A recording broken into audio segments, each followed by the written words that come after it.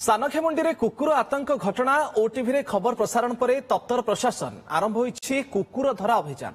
BMC रो एक team सानखेमुंडी block महारला Patpur अंचल रे पहुंची कुकुरों को काबू करी उद्धार करुछन्ति। पर कुकुर गुडी को अन्यत्र स्थानांतर कराजिबो बोली प्रशासन पक्षरु सूचना मिलिछि। तेबे गत 2 मास धरी ए अंचल रे कुकुर आक्रमण रे 10 रु अधिक लोक विशेष करी छोट पिला आहत होइथिले। एने ग्रामवासी एवं अभिभावकक मध्य चिंता बढ़िथिला। लोकंकर दाबी परे एबे कुकुर गुडी को धरी स्थानांतर करा जाउछि। सानखेमुंडी रे कुकुर आतंक घटना ओटीवी रे खबर प्रसारण पर तत्तर प्रशासन आरंभ होईछि कुकुर धरा अभियान। बीएमसी रो एक टीम सानखेमुंडी ब्लॉक महारला पाटपुर अंचल रे पहुंची कुकुरों को काबू करी उद्धार करुछन्ति। पर कुकुर गुडी को अन्यत्र स्थानांतर कराजिबो बोली प्रशासन पक्षरु सूचना मिलिछि।